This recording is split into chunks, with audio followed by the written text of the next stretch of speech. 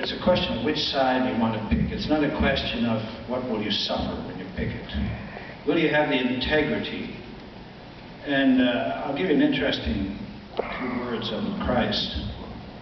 When he talked about the same problem, he said, don't be afraid of men, what they can do to you. Even if they can kill the body and have nothing more they can do, you're in good shape. Don't let them break your spirit, because that will be preserved, even when your body is broken. And we got to get some depth again as human beings as to what the values really are all about, rather than to run and to let that go on, you know. Anyway.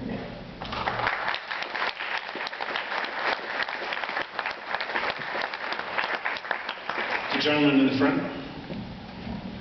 The entire system is broken, and I was wondering if you see a glimmer of hope in what's going on right now with the Occupy Wall Street and Occupy Edmonton and the Occupy movement. Yeah, I talked to Hudema here in Edmonton. He's with this group that's making a similar stand here in Edmonton. Mike Hudema from Greenpeace, young fellow, and I had a little chat with him about that very thing. And I said, Mike, don't let them wear you out. You're a young, intelligent man, full of energy. They're not going to listen to this. They're just laughing at you from the top of the towers or wherever they're laughing at you about.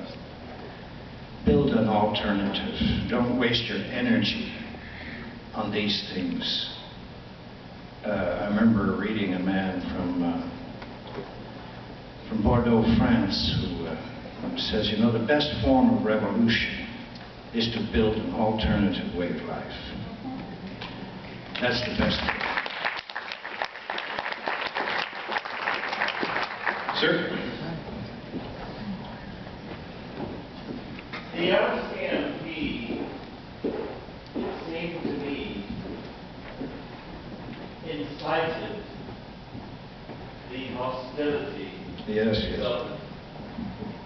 in your family being shunned, and probably had a factor in the death of the girl from the community outside of your family. Has anybody suggested that you take legal action against, as a result of this, possibly against the RCMP?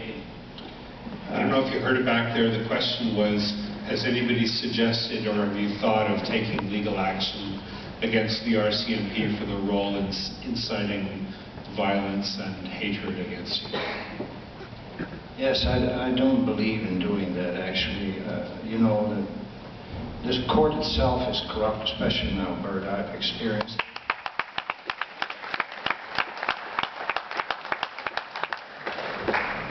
Especially on this issue. It doesn't mean they always are doing terrible things, but especially on this issue, they've been sold out. I mean, that was my experience. I remember the judge when I was in court when he said, look, we're just going to deal with this space of time and that's it. I thought to myself, my God, we've been fighting this for years and you don't want to hear any of that? How can you judge this justly? I was going to testify in court and lay my heart on the table because I heard it was a very good judge. And when he said that, I thought to myself, wow. I thought it was not only tell the truth, but the whole truth. So help you God. And when he said, no, none of that other stuff, I don't want to hear any of it, I decided to shut up. Yeah. Sir? You had mentioned as an alternative that maybe you or some members of the community would also comment about the alternatives that you are living in the community that you have formed and are very much a witness to, self-sustainability and all kinds of other things. The gentleman is looking for some comments from the community on living a self-sustaining life and an environmentally responsible life. Any of you?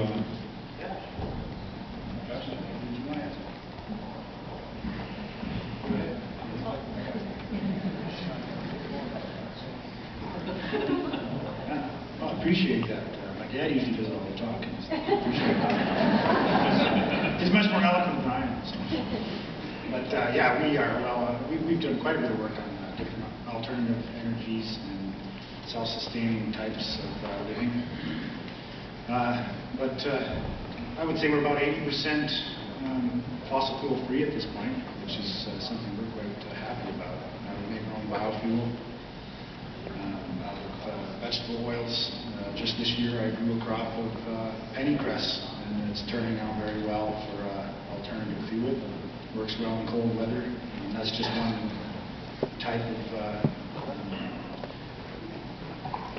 endeavor that we've been into.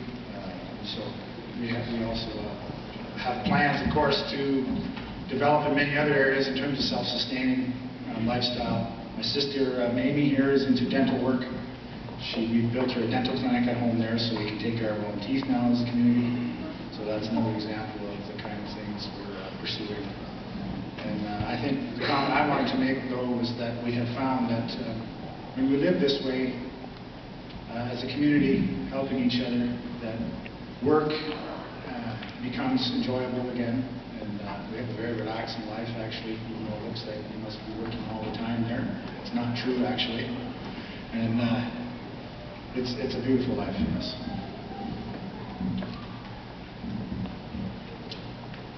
See, he wants to be just like his dad. He wants to do all the talking. Anybody else? Yes, sir.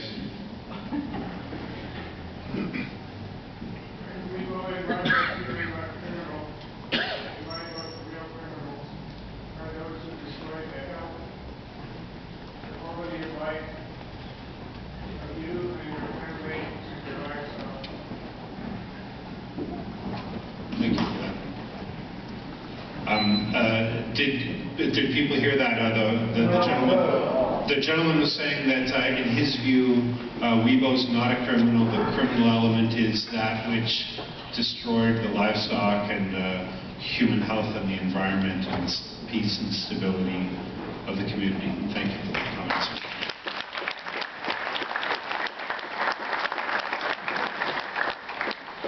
I think we got time for a couple more. Any other white hat in the back? I'm wondering, you didn't touch on the security charges against the oil companies and gas companies over releases to continue to the profits. Is there ever any charges against them for this that if they haven't done? That's the shortest answer we got, eh? No.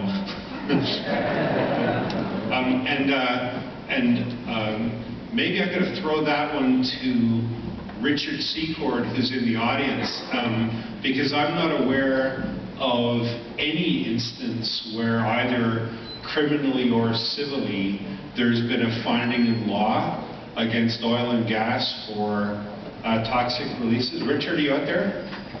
Yes, I don't think there's been any there's been no criminal findings, but there have been lawsuits brought that have been settled over gas leaks that have caused harm to farmers and to cattle, harm to aquifers. There have been quite a few cases, most of them settled silently, releases signed where the parties cannot speak about it, and if they speak about it, then they have to pay the money back. Richard, so I don't know if you guys heard that. The gist is that there's not been any criminal findings, but there have been civil suits that have been settled on matters of livestock. Any settlements on damage to human health, Richard, that you know of? Yes, there have been, but again, they are subject to confidentiality, releases, and silence. They cannot be spoken about. Right. So yes, there are some civil cases and some settlements, but nothing that you would be able to hear about because they're all subject to confidentiality agreements. Madam? This is a question for all of you, but the trust that developed is obviously built around the initial conflict or separation on faith issues.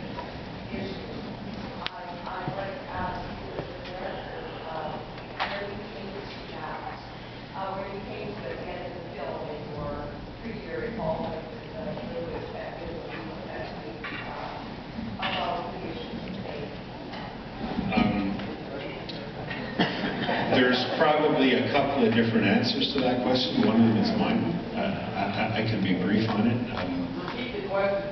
Sorry, the question is, the issue is raised of the division between the Ludwig family and myself over the question of religious faith. That was an ongoing issue throughout the filming, and it remains one between us. I'm not a fundamentalist atheist in the, Hitchens or Dawkins school.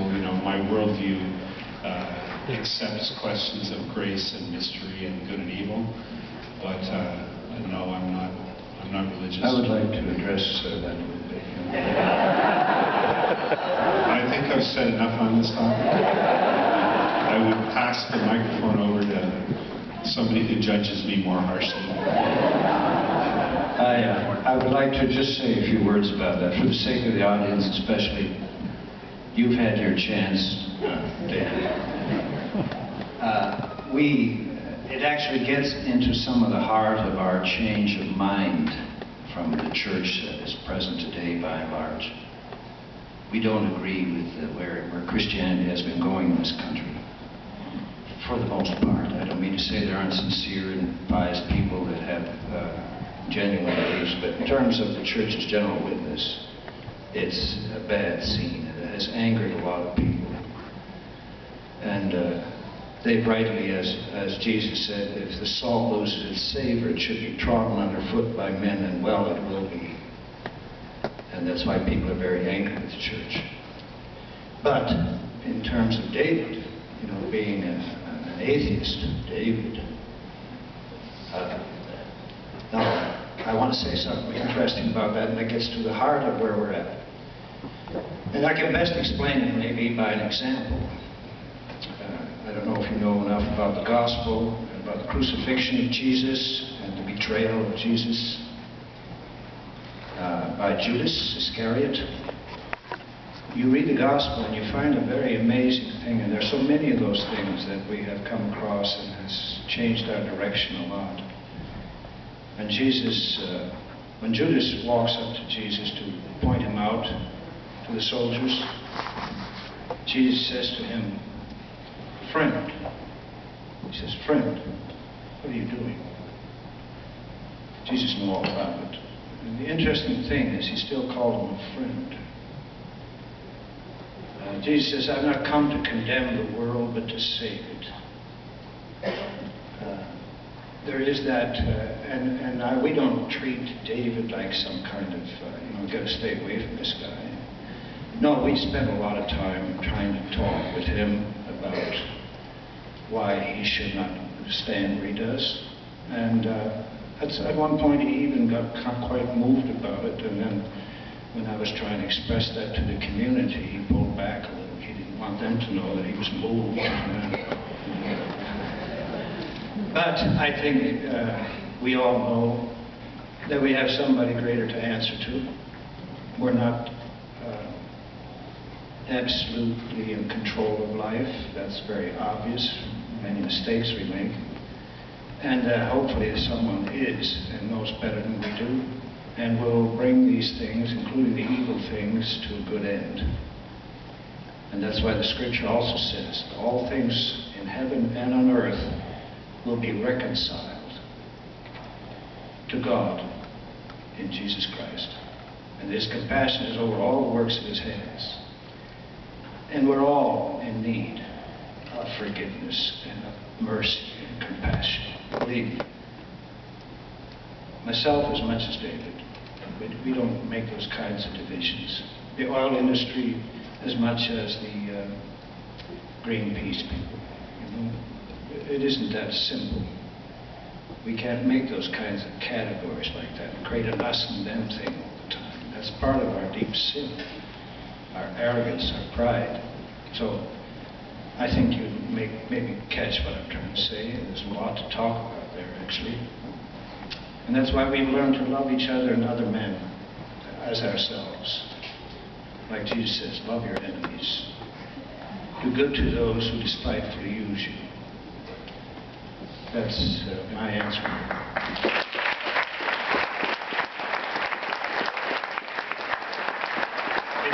extraordinary experience as a filmmaker to work so closely with a subject whose strongest claim is that he's more concerned with your soul than he is with your film.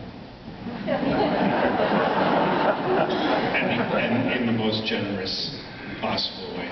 In the back, sir.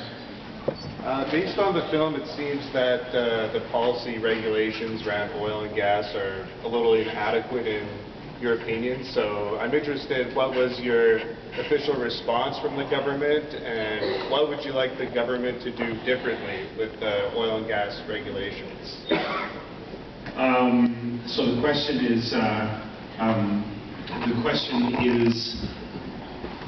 what would we like the government to do vis-a-vis oil and gas relations if it's true that we're dissatisfied with the depth of their commitment in the area?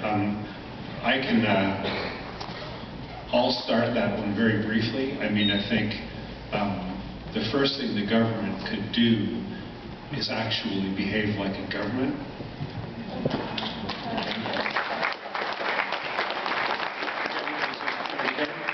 Governments are elected to, govern elements of our affairs and regulate powerful players in the economy so that their works serve the public interest. And that's something that they've uniquely failed to do in this case. The government seemed to simply do the bidding of the oil and gas industry. And I'll pass on to somebody else on this one. I wouldn't mind talking about it a little bit. I think it's a good question. I just recently read an article, actually the last couple of days in the Journal, and you may have read it, that talked about the increase of flaring and venting. Did any of you read that? And the bottom line was the low price of gas. So the ERCB has said, and has it in the regulations, that go ahead and vent it and flare it because the prices are down. So the answer to your question to all of us is not what would we like the government to do, but the terrible need for the government to change their spirit first. You can't just say to them, hey, we'd like you to change this little code. The article is obviously saying, look, we're going to cater to big oil and gas, almost mindlessly. And I think there, in terms of the other questions that were asked too, let's say to the government, look, we are your people. You are the government. You claim to represent us. And there are some major problems, in other words, not just a code change, that we have to talk about and live. And I think that's been the beauty of witness too, to the many in the province. Question right here. The woman in front first.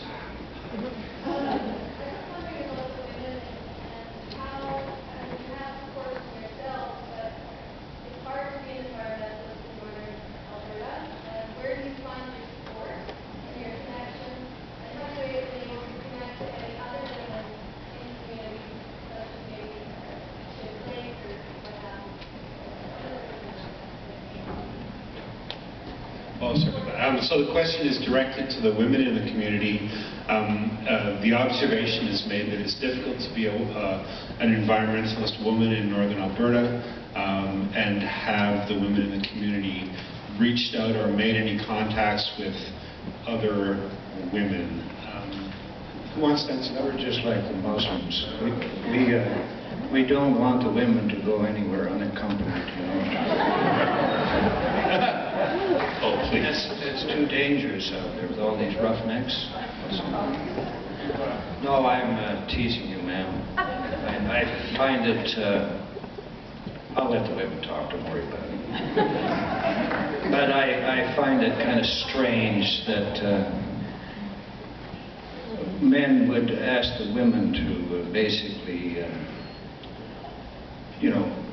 do those things when they're plenty busy. We don't even go there as men. We say, let's stay home and take care of the kids, and let's put our primary energies into this place and let it grow, be a witness. We're not interested in that kind of public work. And to be an environmentalist today, I know that I have to say some hard things about that. But you are wasting your time, really. Make some hay where you are. Take charge of your own life and with the people you love, and things will change dramatically. But anyway, I'm going to let my wife talk a bit because she's got a pretty sharp tongue. Oh, you got it? See how fast she is? Yeah, I would just like to say to you that, you know, we've had, when you talk about being environmentalists, and a lot of people are environmentalists, but we have been so torn apart as a society. Individualism, you're all going your own way, and I think what we have so much to do is to stay together as loved ones, as families, work together, fight together, and become one in spirit. Because if you're all going just your own way, all individualistically, and pursuing something, they'll swallow you up. We need to go back to a new way of life, and that's to live together, take care of each other, and be one in spirit. Because even all kinds of families, too, they're no longer a family.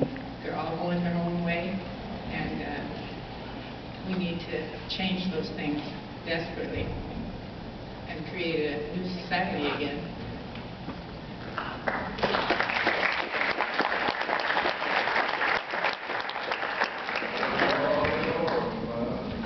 We've been, I don't know if that was a comment or not, I didn't catch it. We've been given a signal that we've got one or two more, so serve that.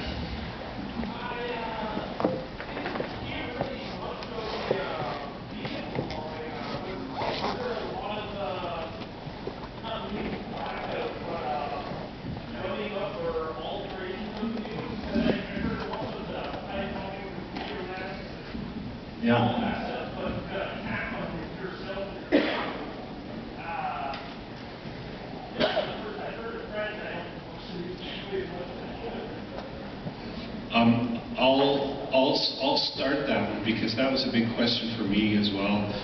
So I pulled every single news report and TV, radio, and newspaper, and we looked at that really carefully. And there was a common theme that ran through it.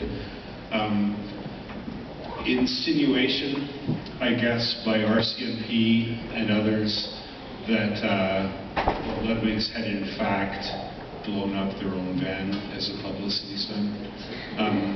Now, I've seen the raw footage of the aftermath of that incident, not just the news pieces, and it was evident to me that Weibo was shaken up and Mamie was in shock. That's not the kind of thing, and they were only feet away. So it's an absurd, to me it's an absurdity, but I'll toss that one over to you. Let me tell you a little interesting story about that one. We have a lot of interesting stories that this film never covered, but when I was in jail, my wife got angry about the fact that they shut that down and mentioned something to that effect to the press. I got a visit in jail from police officers after that. They basically told me to shut my wife up, or else they would do some things that I wouldn't appreciate. They visited me in jail and told me that, you know, to keep their mouth shut about that. That as far as they were concerned, they did an extensive investigation and so forth. They didn't appreciate what she was peddling in the news. And we have a lot of strange stories like that. I'm afraid, folks, we only have time for one more. That hand went up first, I think.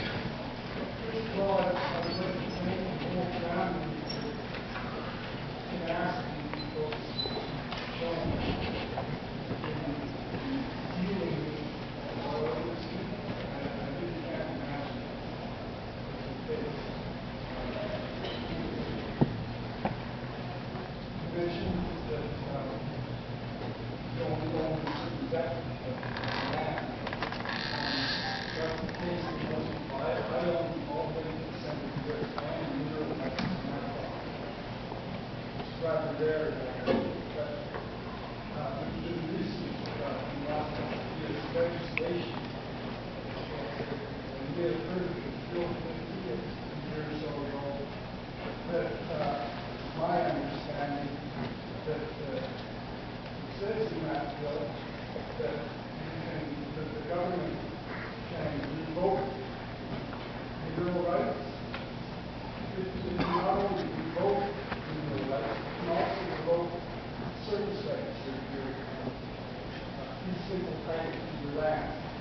I'm wondering if I can ask you to spread around to some of the other folks in the family about how they feel we should respond to our government when they subject us to such legislation. First, if I can impose on Paul again.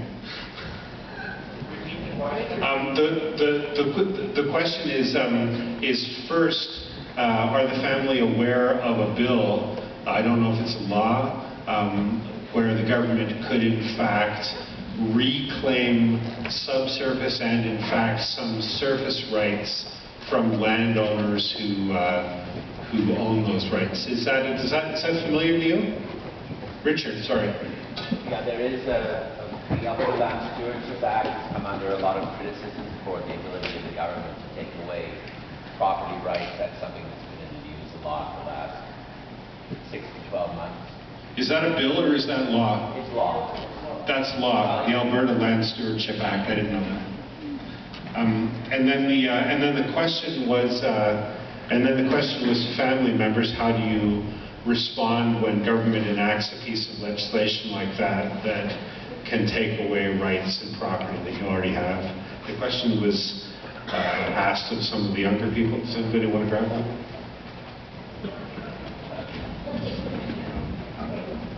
See how this thing works?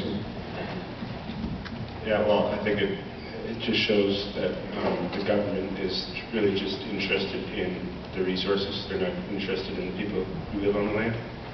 And when people cause too much trouble like we did, then they make those kind of laws to make it easier to do away with us and get us out of the way. So that's kind of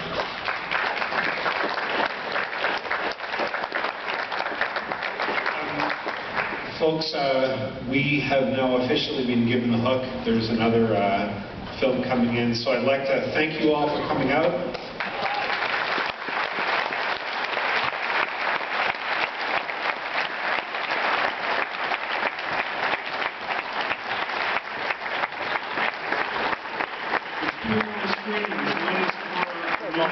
And one is Monday evening.